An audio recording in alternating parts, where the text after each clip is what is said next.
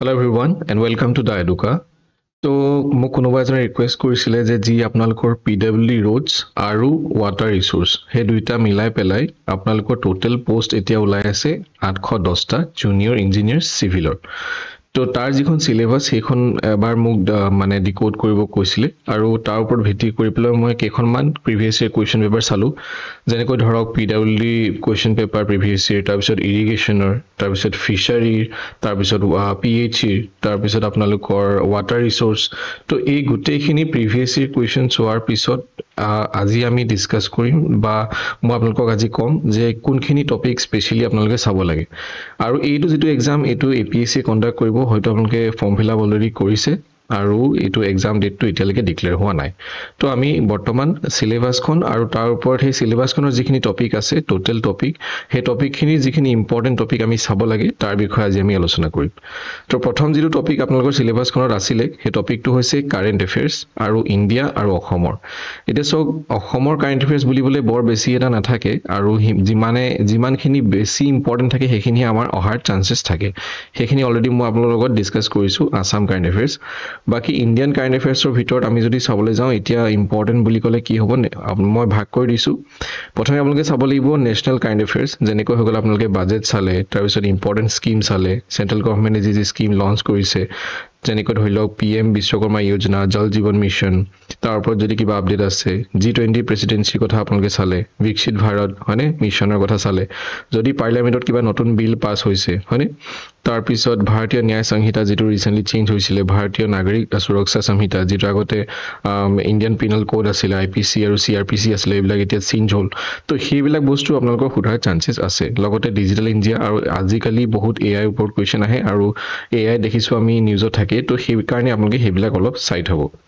তাৰ পিছত awards and অনাৰ্স কোনোবাই যদি ভাৰতৰত্ন পাইছে 2024 চনৰ যদি কোনোবাই পাইছে বা পদ্ম এৱাৰ্ড যদি কোনোবাই পাইছে নোবেল প্ৰাইজ কোনোবাই পাইছে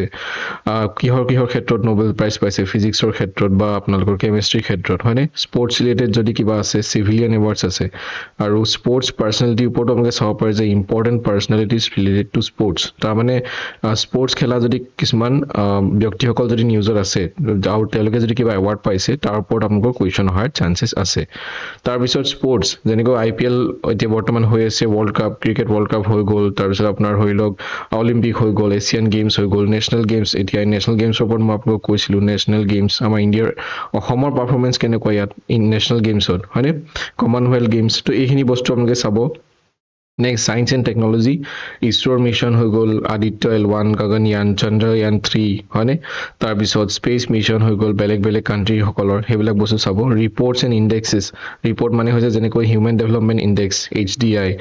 তাৰ আমাৰ ইণ্ডিয়াৰ ৰেংক কিমান গ্লোবেল হাংগাৰ ইনডেক্স হয়নে নীতি আয়োগৰ সাস্টেইনেবল ডেভেলপমেন্ট গোলছ ইণ্ডিয়া ইনডেক্স তো এইবিলাক হৈছে ৰিপৰ্ট কিছুমান এনুৱেল ৰিপৰ্ট উলিয়াই হয়নে আৰু এই ৰিপৰ্ট বিলাকত আমাৰ ইণ্ডিয়াৰ পাৰফৰমেন্সটো কেনেকুৱা স্পেশালি সেই বস্তুটো আপোনালোকে চাব বা কিমান নম্বৰ আছে সেই বস্তুটো চাব আসাম স্পেসিফিক কাৰেন্ট এফেয়াৰ্স অলৰেডি মই কৈছো যেনেকৈ ধৰি লওক এটা নিউজত কি আছিল যে আসাম একৰ্ড আছিল হয়নে বড়ো একৰ্ড এইবিলাক আপোনালোকে চাব পাৰে নৰ্থ ইষ্টৰ ৰিলেটেড কিবা যদি কানেক্টিভিটি প্ৰজেক্টছ আছে বা কেবিনেটৰ যি আসাম ডিসিশন আছে সেইবিলাক GI টেক যদি কিবা প্ৰডাক্টে পাইছে সেইবিলাক চাব পাৰে সব টপিক মই ইনক্লুড কৰা নাই যেহেতু আসাম স্পেসিফিক কাৰেন্ট এফেয়াৰ্স বুলিবলে বৰ বেছি এটা নাথাকে সেই কাৰণে জাস্ট সিম্পলি মই আসাম স্পেসিফিক কাৰেন্ট এফেয়াৰ্স বুলি লিখি থৈছো ফাৰ্স্ট টপিকটো আছিল আমাৰ কাৰেন্ট এফেয়াৰ্সৰ ওপৰত নেক্সট যেটো টপিক হেতু হৈছে ইণ্ডিয়ান হিষ্ট্ৰী আৰু নেশনাল মুভমেন্ট ইণ্ডিয়ান হিষ্ট্ৰীৰ ওপৰত আমি অলৰেডি মই আপোনাক পঢ়াই থৈছো তথাপিও যেনেকৈ ইম্পৰ্টেন্ট ডাইনেষ্টি কি আছে দিল্লী সালতানাত হৈ গ'ল মোগল সালতানাত হৈ গ'ল আৰ্ট এণ্ড কালচাৰ স্পেশালি যি আমাৰ ইণ্ডাছ চিভিলাইজেশ্যন লগত ৰিলেটেড এনচিয়েন্টৰ লগত ৰিলেটেড আৰু যেনেকৈ ধৰি লওক অজন্তা কেভছ আছে হয়নে সেইবিলাক আপোনালোকে চাব তাৰ ওপৰত কোৱেশ্চন অলৰেডি আহিছে ইম্পৰ্টেন্ট বেটেলছ বুদ্ধিজম আৰু জৈনিজমৰ ওপৰত হয়নে চিভিলাইজেশ্যনৰ কথা মই ক'লোৱে এনচিয়েন্ট হিষ্ট্ৰীৰ ওপৰত আৰু যি সিপাহী বিদ্ৰোহ হৈছিল মেইনলি ইয়াৰ ওপৰত কোৱেশ্চন অহা দেখা যায় তাৰ পিছত ইণ্ডিয়ান নেশনাল কংগ্ৰেছৰ ওপৰত হয়নে ফৰ্মেশন কেতিয়া হৈছিল কোন লিডাৰ আছিল কেনেকুৱা কি ধৰণৰ কি হৈছে মেইনলি ফোকাস কৰিব গান্ধীয়ান এৰাত গান্ধী আহি পেলাই কি কাম কৰিলে গান্ধী কেতিয়া আহিলে সাউথ আফ্ৰিকা তাৰ আগতে ক'ত আছিল সাউথ আফ্ৰিকাত আছিল তাত কি কৰিলে তেওঁ কি ৰিলিজ কৰিছে সেইবিলাক বস্তু আৰু যিবিলাক আমাৰ মুভমেন্ট হৈছে যেনেকৈ ধৰি লওক ভাৰতীয় আন্দোলন হৈছে হয়নে অহযোগ আন্দোলন হৈছে সিভিল ডিsobedience মুভমেন্ট হৈছে হয়নে সেইবিলাক কেতিয়া হৈছে কিয় হৈছে সেইবিলাক বস্তু আমি চাই থাকো কনসেপচুৱেলি গভৰ্ণৰ জেনেৰেল এই বস্তু চাই থাকো যে গভৰ্ণৰ জেনেৰেল কোন কেতিয়া আছিলে হয়নে যেনেকৈ ধৰি লওক বেংগল পাৰ্টিশনৰ টাইমত গভৰ্ণৰ জেনেৰেল কোন আছিলে সেইবিলাক বস্তু আহিব পাৰে বা ভাইসৰয় কোন আছিলে ধৰি লওক মানে ভাইসৰয় কেতিয়া পৰা ষ্টাৰ্ট হৈছে কোনখন এক্টৰ অফিচৰ পৰা ভাইসৰয় হৈছে তো এইবিলাক হৈছে এনেকুৱা কিছুমান টপিক যিবিলাক টপিক আপোনালোকে জানিবই লাগে যিকোনো এক্সামৰ কাৰণে হলো এইবিলাক আপোনালোকে জানিয়াটো দৰকাৰ তাৰ উপৰিও এইখিনি টপিকৰ ওপৰত কোৱেশ্চন অহা দেখা গৈছে আসাম হিষ্ট্ৰী ডাইনেষ্টিৰ ওপৰত কি কি ইম্পৰ্টেণ্ট ডাইনেষ্টি আছে বৰ্মন ডাইনেষ্টি হৈ গ'ল হালস্তম্ভ ডাইনেষ্টি হৈ গ'ল হয়নে জিয়াছুৰ ডাইনেষ্টি ভৌমা ডাইনেষ্টি হৈ গ'ল তাৰপিছত মেইনলি ফ'কাছ কৰিব আহোমৰ ওপৰত আৰু মেইনলি ধৰি লওক আহোমৰ ওপৰতো চুহুংমুঙৰ ওপৰত কুৱেশ্যন আহিব পাৰে ধৰি লওক আৰু গদাধৰ সিংহৰ ওপৰত কুৱেশ্যন আহিব পাৰে হয়নে ৰুদ্ৰসিংহ প্ৰতাপ সিংহ এইবিলাকৰ ওপৰত কুৱেশ্যন অহা বেছিকৈ দেখা যায় ইম্পৰ্টেণ্ট বেটেলছ হৈ গ'ল শৰাইঘাটৰ যুদ্ধ কেতিয়া হৈছিলে হয়নে তো এইবিলাক বস্তু যুদ্ধ চাব ট্ৰিটি অফ ইয়াণ্ডাবু ট্ৰিটি কেতিয়া হৈছিলে কিয় হ'ল হয়নে আৰু আসাম একৰ এতিয়া যিটো আমাৰ সেকশন 6 আছিলে সেই বস্তুটো এতিয়া নিউজত আছে পলিটিৰ লগত ৰিলেটেড আসাম পলিটিৰ ওপৰতো এটো কোৱেশ্চন আহিব পাৰে জিওগ্ৰাফি সেকশন জিওগ্ৰাফি সং মেইনলি লোকেশন বেসড কোৱেশ্চন আহে তথাপিও আপোনালোকে মেইনলি জিওগ্ৰাফি বস্তুটো বুজি পাবলৈ কনসেপ্টখিনি গম পাব লাগিব যে জিওগ্ৰাফি কি হয় জিওগ্ৰাফি ক'ৰ পৰা কেনেকৈ বস্তুটো ষ্টাৰ্ট হৈছে তাৰ পিছত নেশনাল পাৰ্কৰ ওপৰত আমি পঢ়িব লাগিব ওয়াইল্ড লাইফ সেঞ্চুৰী বাউণ্ডাৰী অসমৰ বাউণ্ডাৰী ইণ্ডিয়াৰ বাউণ্ডাৰী কাৰ লগত আমি বাউণ্ডাৰী শেয়াৰ কৰিছো কাৰ লগত কিমান দীঘল বাউণ্ডাৰী শেয়াৰ কৰিছো হয়নে coastal area largest coastal area কি হয় ফিজিওগ্ৰাফিক ডিভিজন আমাৰ অসমৰ কেইটা আছে কি আছে নেশনাল হাইৱে কি হয় কোনটো কানেক্ট কৰিছে ৱাটাৰৱেজ হয়নে ব্ৰহ্মপুত্ৰৰ লগত ৰিলেটেড ৱাটাৰৱেজ কি আছে 2011 সেন্সাছৰ মতে যেহেতু লাষ্ট সেন্সাছ এটোৱে হৈছিলে আৰু ইয়াৰ সেন্সাছৰ মতে আমাৰ পপুলেশন ডেন্সিটি কিমান হয়নে লিটাৰেসি ৰেট কিমান তাৰ পিছত আপোনালোকৰ পপুলেশন কিমান আছে তাৰ এৰিয়া কিমান ইণ্ডিয়া আৰু ধৰি লওক আমাৰ অসমৰ কথা কৈছো তো এই বস্তুটো সাইড হ'ব জিআই টেগ কোনকিটা বস্তুৱে জিআই টেগ পাইছে বা কোনকিটা বস্তুৱে আগতো জিআই টেগ পাই থৈছে ইণ্ডিয়া আৰু আমাৰ অসমৰ দুইটা কথাই কৈছো মই লোকেশন বেস কোৱেশ্চন মেইনলি বেছিকৈ আহে মই অলৰেডি কৈছো সোলাৰ সিস্টেমটো এবাৰ সাইড হ'ব পাৰে সোলাৰ সিস্টেমটো সায়েন্সৰ লগত ৰিলেটেড আৰু জিওগ্ৰাফি বুলি আমি ক'ব পাৰো সো এই বস্তুটো এবাৰ সাইড হ'ব নেক্সট যেটো টপিক আছিল আপোনালোকৰ সিলেবাসখনত হেতু হৈছে Indian polity and the constitution Indian polity মই অলৰেডি 13 আৱাৰ্ছৰ এটা 13 ঘণ্টা ভিডিঅ' পঢ়াই থৈছো তাৰ পৰা আপোনালোকে বেসিক কনসেপ্টটো বিল্ড কৰি ল'ব যেনেকৈ ধৰি লওক আমি প্ৰথমে চাব লাগিব সিটিজেনশিপটো মই লিখা নাই সিটিজেনশিপ চাব যে সিটিজেনশিপ কেনেকৈ ষ্টাৰ্ট হৈছিলে সিটিজেনশিপ কেনেকৈ পায় তাৰ লগত ৰিলেটেড আৰ্টিকল কি আছে ফান্ডামেন্টাল ৰাইটস হৈ গ'ল ফান্ডামেন্টাল ৰাইটছৰ লগত ৰিলেটেড আৰ্টিকল ডিউটিজ হৈ গ'ল DPSP directive principle of state policy important article যিমান যি আছে সব চাব লাগিব আমি Supreme Court High Court president কেনেকৈ ইলেকশ্যন হয় প্ৰেসিডেন্টৰ আৰ্টিকল কিমান প্ৰেসিডেন্টৰ পাৱাৰ কি আছে vice president similarly parliament Lok Sabha Rajya Sabha পাৰ্লিয়ামেন্টৰ আৰু কি ধৰি লওক প্ৰেসিডেন্ট তাৰ পিছত কেগৰ বিষয়ে চাব লাগিব হয়নে তাৰ পিছত কন্ট্ৰোলাৰ এণ্ড এডিটৰ জেনেৰেল তাৰ পিছত এমেন্ডমেন্টছ কি হৈছে এতিয়ালৈকে আৰু কোনটো এমেন্ডমেন্টৰ যোগেদি কিটো এড কৰা হৈছে তাৰ পিছত শিডিউল ইম্পৰ্টেন্ট শিডিউল আমাৰ কি আছে সেই বস্তুটো আমি চাব লাগিব এখিনি আসলে ইম্পৰ্টেন্ট টপিক হৈছে ইণ্ডিয়ান পলিটি নেক্সট হৈছে স্পোৰ্টছ বুকস অথৰ আৰু ইম্পৰ্টেন্ট পাৰ্সনছ অফ আসাম সো এই টপিকটো আপোনালোকে কাৰ লগত ৰিলেটেড কৰিব এইটো টপিকটো ৰিলেট কৰিব কাৰেন্ট এফেয়াৰ্ছৰ লগত আৰু আমাৰ অসমৰ ল্যাঙ্গুৱেজ এণ্ড লিটাৰেচাৰ লগত ল্যাঙ্গুৱেজ ভাষা আৰু সাহিত্যৰ লগত ভাষা আৰু সাহিত্য আমি পঢ়িম যে কোন আমাৰ ভাষাটো কেনেকৈ ষ্টাৰ্ট হ'ল অৰুণোদয় আহিলে তাৰ পিছত জোনাকী আহিলে তাৰ পিছত আমি গৈ লাষ্টত বাতৰি কাকত ওলালে তাৰ পিছত কোনবাই নভেল লিখিলে তাৰ পিছত আত্মজীৱনী লিখিলে কোনবাই এৱাৰ্ড পালে কি সেই গোটেইখিনি ল্যাঙ্গুৱেজ এণ্ড লিটাৰেচাৰ যিখিনি ইম্পৰ্টেন্ট পাৰ্সনছ আছে সেইখিনি বহুত ইম্পৰ্টেন্ট সেইখিনি আপোনালোকে পঢ়িবই তাৰ পিছত বাকি ৰিলেটেড যি থাকিলে স্পোৰ্টছ হৈ গ'ল কিবা কিতাপ যদি নিউজত আছে বা সেই কিতাপখন কোনে লিখিছে সেইটো যদি নিউজত আছে সেইটো আমি কাৰেন্ট এফেয়াৰ্ছ লগত ৰিলেট কৰি পঢ়িম সেইকাৰণে মই আসামিজ ল্যাঙ্গুৱেজ এণ্ড লিটাৰেচাৰটো লিখি দিছো next economy of Assam in India so economy বস্তুটো বুজি পাবলৈ আমি প্ৰত্যেকটো বেসিক এটা টাৰ্ম গম পাব লাগিব যেনেকৈ জিডিপি কি হয় এনএনপি কি হয় হয়নে তো সিপিআই কি হয় এইবিলাক বস্তু আমি গম পাব লাগিব তথাপি আপোনালোকে কাৰেন্ট এফেয়াৰ্ছ ৰিলেটেডো চাব পাৰে যেনেকৈ ধৰি লওক বাজেট হাইলাইট বাজেটত কি আছে তথাপি বাজেটখন বুজিবলৈ আপোনালোকক বেসিক যেটো আন্ডাৰষ্টেণ্ডিং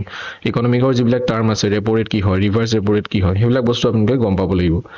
ইকোনমিক সাৰ্ভে এই ইকোনমিক সাৰ্ভেটো সেই যেটো আছে যে আমি লাষ্ট ইয়াৰ কিখিনি কৰিলো তাত আমি ইকোনমিক সাৰ্ভেত থাকিব আৰু বাজেটত কি থাকিব যে আমি নেক্সট আহিবলগীয়া যেটো ফাইনান্সিয়েল ইয়াৰ আছে তাত আমি কি কৰিম ইণ্ডিয়াৰ জিডিপি ট্ৰেন্ডছ কি আছে আইএমএফ ওয়াৰ্ল্ড বেংক হয়নে তাৰ মানে এইবিলাক বস্তু যেনেকৈ আৰবিআই হৈ গ'ল নীতি আয়োগ হৈ গ'ল এইখিনি বস্তু আপোনালোকে চাব পাৰে তথাপিও মই ভাবো যে ইণ্ডিয়ান ইকোনমিৰ যেটো সেকশন এই সেকশনটো আপোনালোকে স্কিপ কৰিব পাৰে যদি আপোনালোকৰ টাইম নাই পঢ়িবলৈ এই পাৰ্টটো আপোনালোকে যদি স্কিপ কৰিও পঢ়ে তেতিয়াও আপোনালোকৰ এক্সামটো ক্লিয়াৰ হৈ যাব এনভাইৰনমেণ্ট অফ আছামটো অলৰেডি ইনক্লুড হৈ গৈছে কাৰণ কেলে নেশ্যনেল পাৰ্ক আমি পঢ়িম ৱাইল্ড লাইফ চেঞ্চুৰী পঢ়িম তাতে আমাৰ ইনক্লুড হৈ যাব আৰু যদি কিবা নিউজত যদি থাকে এনভাইৰনমেণ্ট ৰিলেটেড কোনোবাই যদি environment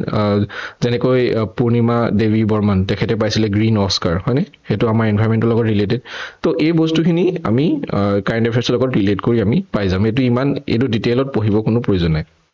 next general mental ability এতিয়া চাওক যদিও আপোনালোকৰ এৰিথমেটিক ডাইৰেক্টলি এৰিথমেটিক বুলি লিখা নাই বা ডাইৰেক্টলি এৰিথমেটিকৰ কুৱেশ্যন আপোনালোকৰ নাহে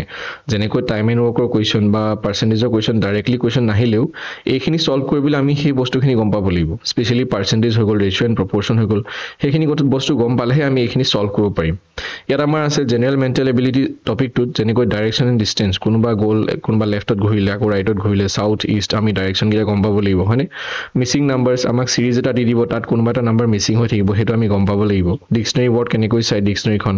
অড ওৱান আউটটা মানে 4টা নাম্বাৰ থাকিব তাৰ ভিতৰত কোনোবা এটা অমিল হ'ব সেইটো আমি টিক মাৰ্ক কৰিব লাগিব